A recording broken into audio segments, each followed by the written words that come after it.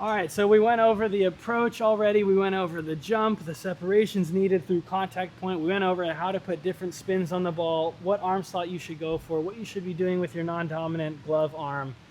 Now, when I first met Brent, we were going over mobility stuff, and yes, volleyball knows it needs it, but from my opinion, being through the junior club pipeline, being through D1 indoor volleyball, being at the Olympics, volleyball people really do not stretch nearly to the amount baseball guys do. I mean, these guys are powerful and big with big muscles. They're lifting more than all of us volleyball players. And at the same time, usually people think big muscles is less mobile. They're getting real close to front splits or doing them, real close to side splits or actually doing them. They can do a full back bridge. They got way more trunk rotation. They got way more external rotation on their shoulder. They have just so much more mobility. And I just wanted to get a little bit of a sense of the scope before getting into specifics of, like, I hear 45 minutes for a warm-up, just passive, distracted mobility. 45 minutes, that's like an entire workout for a volleyball person, including the warm-up and the lifting. And you guys just do that. And so I'm just curious on why is baseball that way? Can volleyball get that way? You know, we have a little bit more physical requirements. We have to jump. We have to, learn how to pass and set. We don't have all the time in the world. It's not just about throwing. Some of us, and for all of us, we have to do that. And sometimes people are just pitching, right? They're not even hitting. So there's a little bit of that specialization factor, but I think we can learn a little bit from that. Well, anytime you're trying to accelerate movements in your body, adding time to it gives you a more application to accelerate.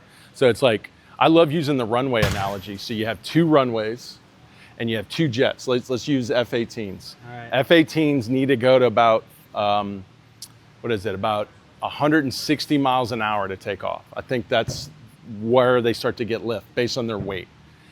If both runways are different sizes, let's say one's 2,000 feet and the other one's 500 feet, which jet is going to actually get to 160 miles an hour? Well, the one with the longer will have a better chance to pick up speed. Well, there's actual math on it, and I learned this through aviation, guys, I think it's around 1,500 feet, that F-18 needs that distance to get to 160. Wow. So if you don't give that jet 1,500, they'll never get there. So if you're trying to get to 70 or 80 miles an hour or a certain arm speed, the more distance we can create, not just in the arm, and the whole machine is going to give us more application to more easily get to the speeds. But here's the kicker.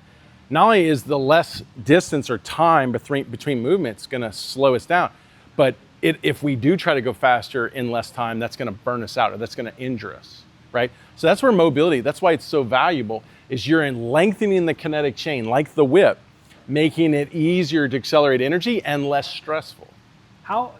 It's all such good stuff. How long do you guys, what are the lengths? Give me like a weekly rhythm, maybe let's say one off season, one maybe in season for I know MLB, they're stretching crazy amounts, but yeah, maybe give me an in-season MLB player, off-season. How much mobility are they doing per week? What's that looking like on a day-to-day? They're doing it. They're doing it every day. They're doing it 45 minutes. Dude, we're shooting video, bro. You're good. You're good. You're good. Come on, pay attention, bro. That's all right. Dumbasses. So major league players, they're typically 45 minutes to an hour, I would say, on average. Now, some guys are going to be real big stretchers, and some guys before a game. Before a game, yeah. They'll probably, even at the major league level, they'll probably do their own stretch and then a team stretch. How long is their own stretch? It just depends. Like they might know. For a normal good pitcher who understands his body. Oh yeah, they're going to be 45 minutes to an hour. But also their own stretch. Yeah. And they have a team stretch. How long is the team stretch? It depends.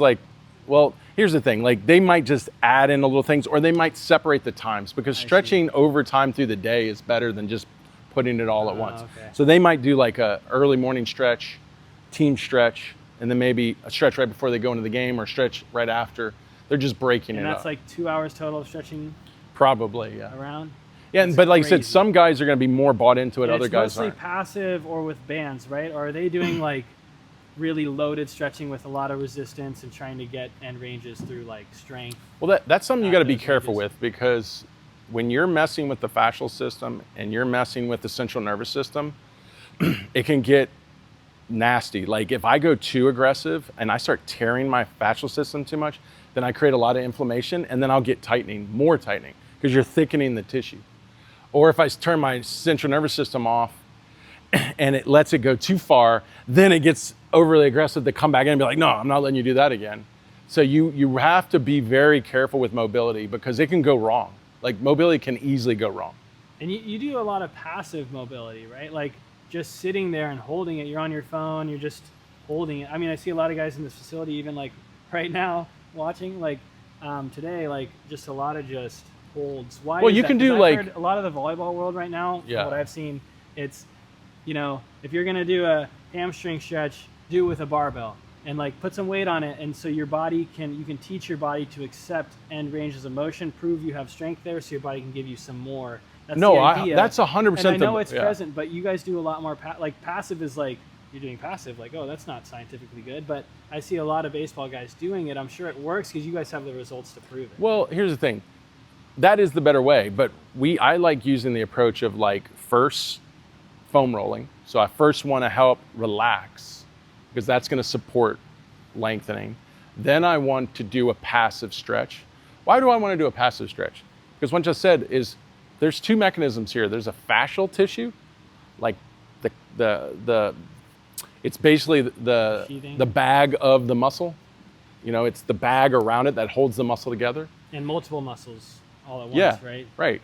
And then I've got the actual muscle itself, which is driven by the nervous system. So a passive stretch is not really to trigger the nervous system in my mind. It's more for the fascial lengthening. And you might not experience it when you're young. It starts to happen when you get older. You'll feel bunching. Have you ever felt bunching like in your oblique? I've changed. I'm an adult now. Like I can't eat whatever I want anymore. I have to stretch. Like, it's. So when you start feeling bunching, when you start feeling bunching, you'll feel it sometime in the labrum capsule, in the hips, the shoulders, and the tissue is just bunching there. Like over time, the repetitive movement, it's bunching. Well, a passive stretch will lengthen it. It'll literally pull it apart. That's a muscular bunch or more of a fascial bunch? It's a fascial bunch. It's not a muscular bunch, it's a fascial bunch. So to me, the passive stretching is addressing the fascial issues. So, and two, it's like if you have a real mobile ankle joint, I'm not going to do passive stretching. I'm going to do more active stretching or activation work, like performance work, like, you know, extensions or tough stabilization to activate the joint. Those are more primers to me than the stretching. But the passive stretching, I think is, yes, it should not go away because it's really the fascial lengthening that we're trying to get it to do. And that's where you guys build up those time. The time. It's just like 3-minute hold. Oh, you mean like that's a set of 5 stretches? He's like, Brent's like, no, that's one exercise, Miles. That's just the distracted. Well, if you want to be blown away by stretching and passive stretching, is watch cheerleaders. They're probably the best at it. They'll literally go from being a split like this to like they're in between 2 chairs with their feet up. Or watch any people that are trying to get insane splits. It's just how long can I hold a position?